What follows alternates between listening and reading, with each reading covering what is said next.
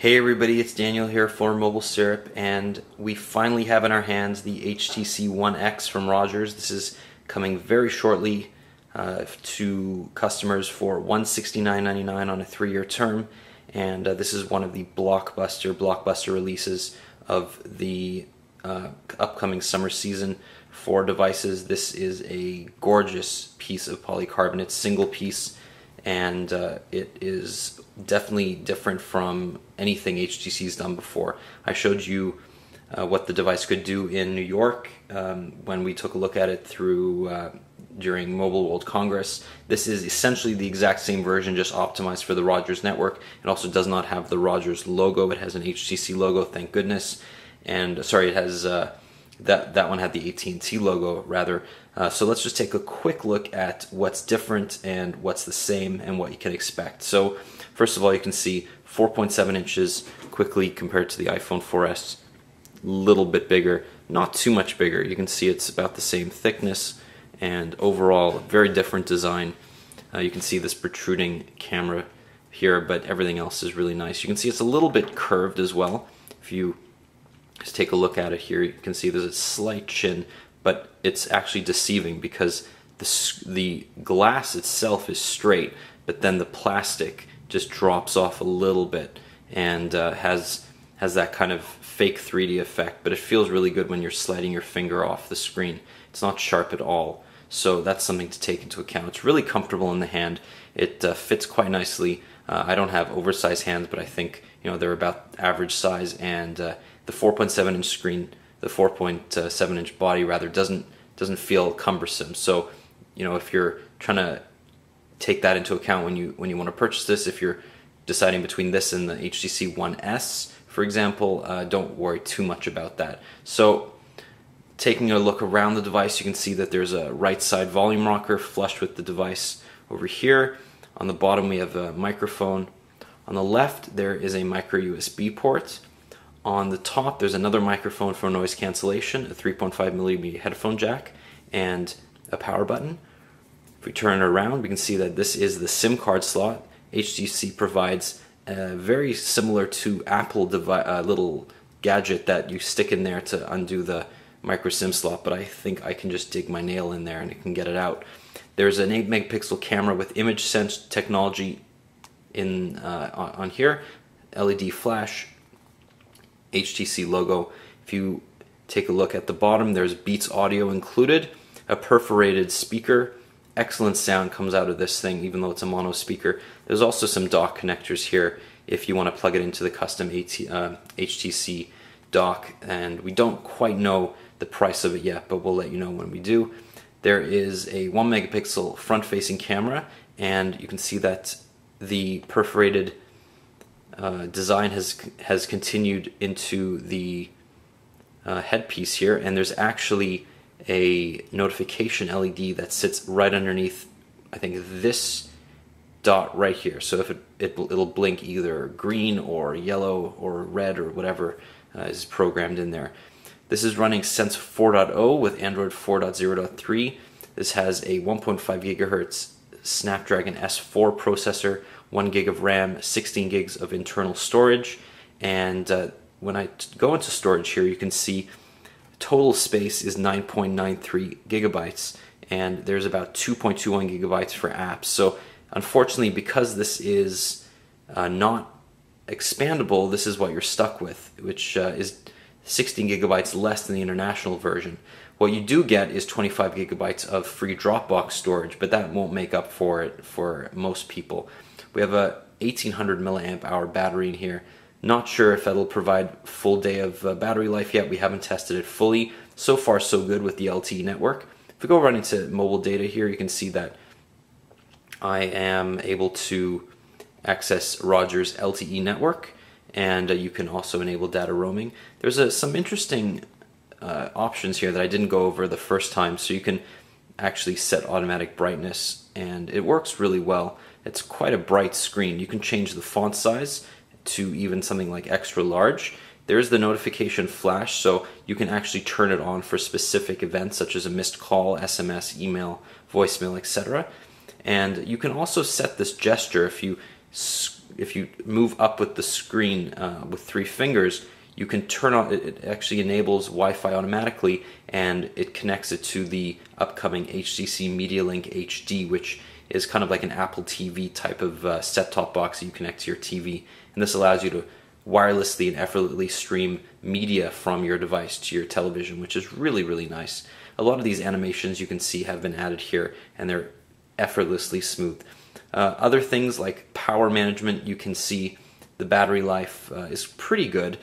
We haven't gotten too much into it, but it's not doing too badly. The screen is obviously going to be what's taking up most of the battery life on this device, and it supports HTC's fast boot. It also has this new HTC Sense keyboard, which is a little bit different from the previous generation, so we'll show you that in just a minute. But it also supports the what HTC calls this trace keyboard, so I can use it kind of like I would swipe.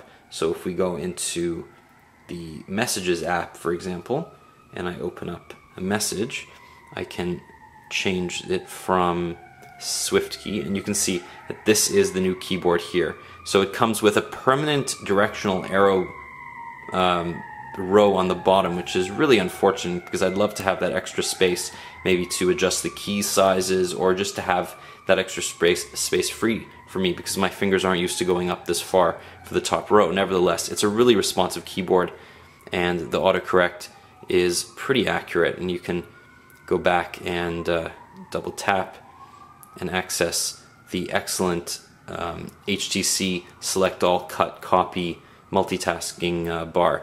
Speaking of multitasking, you can actually click on this dedicated multitasking bar and scroll through a 3D view of all your open apps, and if you want to remove an app, you just flick it up like that.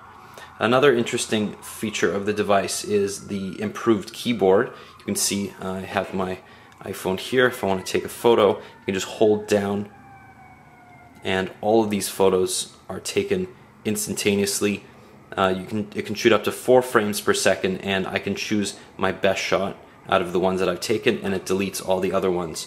You also have the option of changing your video quality and setting different image features like ISO, exposure, contrast, saturation, white balance. You can set continuous shooting and limit it to 20 frames, and you can go from there. There are also preset scenes, so you can set you can actually film slow motion video, which is fantastic, something that I definitely want to experiment with. You can also automatically shoot in HDR. There's a panorama mode, and you can set it to shoot group portrait, landscape, whiteboard, close-up, or low light. This has an f2.0 aperture. You can actually get some really, really great field of depth of field. So if I want to go into the gallery here and just show you a couple shots that I've taken, because they're quite astounding. So I was sitting in a cafe today and I wanted to show the difference between depth of field. So I took one shot that had the back here in focus with the pasta boxes, and this was out of focus, and I can actually get some serious depth of field by focusing macro on this label, and the background was out of focus. So that was something that most cameras can't do, and this camera takes those shots effortlessly. Moving on to performance, I just wanted to show you some screenshots I took of the various benchmarks that HTC excels at here. This earns 147.694 megaflops, which is double what most second generation Snapdragon S3s would do. Tegra 2, this is 4 times what Tegra 2 is able to perform, more than Tegra 3. This is definitely the fastest chip in terms of CPU on the market. Quadrant, you get 4300, which is a good 1500 more than even the Galaxy S2. And Velimo 1988, definitely one of the fastest score I've ever seen on this. SmartBench and CFBench are a little bit lower. That's because the GPU in here is not quite as fast as the Mali 400 in the Galaxy S2. This is only a minor upgrade from the previous Adreno 220 GPU from the previous Snapdragon processor. This is also a really great score for the SunSpider JavaScript suite. This is 1874.2 milliseconds. In terms of LTE network speeds, we're getting between 9 and 13 megabits down, and between 4 and 8 megabits up, with under 100 millisecond ping times, which is great on the Rogers network. And you can see that I only had 1 bar of LTE here when I was running those tests. In terms of HSPA, this supports 21 megabits per second Rogers HSPA. I was getting between 4 and 3 megabits per second depending on which server I was using. So great speeds if you're not in an LTE area as well. In terms of overall app performance, you can see that it's really not hard to demonstrate just how quickly this device moves. Everything is smooth. You can open apps instantaneously. There's no lag whatsoever. I could load up, Mobile Syrup almost instantaneously and not skip a beat. It's really one of the fastest devices that I've ever used, and just shows how far HTC has come from its previous generation, not only in design but just overall aesthetic and the combination of hardware and software. They've made huge leaps. So it's one thing to see it, but just another thing to feel it. And this feels much faster than the Galaxy Nexus. You can see that scrolling is so buttery smooth on Chrome for Android, and the screen is just amazing. If we try to zoom in on this text, it's very difficult to tell from a video, but this is definitely much nicer than the pen tile display on the Galaxy Nexus. I wouldn't say it's better than the 720p display on the Xperia S, and we'll show you that in another video, but this is comparable. In terms of the viewing angles and color saturation, however, this is far superior to the Xperia S. So you can see the Super LCD 2 display here is just perfect. You can go forever and still have pretty good color reproduction. You can see that blue there has not changed at all, even though I'm moving it almost 180 degrees. In terms of overall comfortability, the back of the device gets a little bit hot after using it for a bit. I've noticed that as well. You can struggle a little bit to press the power button because it's located on the right, not the left side. So for lefties, it's probably very convenient. But for righties, you kind of have to struggle, adjust your hand a little bit when you're turning it on and off. It's something to keep in mind. The other thing is that the for dock menu here is actually corresponds to the lock screen icon. So whatever you have on your dock, it will automatically be in your lock screen, which is something that I would rather not have, but it keeps things simple, and Sense 4.0 is nothing if not a simplified version of Sense 3. So overall, I think that some people are going to be a little bit annoyed at these kind of gaudy widgets that HTC's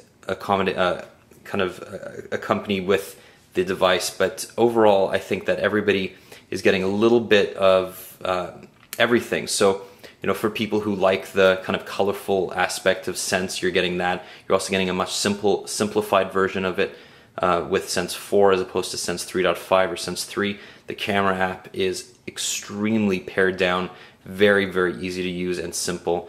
Overall, most of the first-party apps have been improved but have been kept simple, and the amount of storage space here is great. So you have that 25 gigabytes of Dropbox, you have Beats Audio that's enabled on all your media devices. So if I play a movie, if I play music, whichever app it happens to be from, that will be enabled as well. Unfortunately, HTC does not include any Beats headphones with the device, and that's just to cut down on cost. Now this does cost $169.99 on a 3-year term, over $600 outright. So it's not a cheap device. This is actually more expensive than the iPhone 4S for the same amount of internal storage, but you're getting a much faster overall experience, and the Android ecosystem has improved dramatically, especially for those devices running Android 4, has improved dramatically in the last 6 months. So the quality of the apps has gone way up. All of your high-end apps like Evernote, like Twitter, Facebook, they've all received ice cream sandwich improvements. Chrome for Android is by far the best mobile browser you can get on the market. I like it better than Safari on iPhone. Google, all their apps have been upgraded too, so Gmail is better, Google Talk is much better, everything is a lot better. So the one thing that I want to keep in mind is that the battery life on here, we haven't had a chance to test that very extensively, but I'm confident that it will last a whole day. We were definitely impressed with what's been happening so far We've only had it for a few hours, but so far so good. So this is just a quick look at the HTC One X that is coming soon to Rogers, and stay tuned for a bunch of other videos comparing this to the Galaxy Nexus, to the Sony Xperia S, the iPhone 4S, and whatever else we can get our hands on. So this is Daniel from Mobile Syrup. Thanks so much for watching.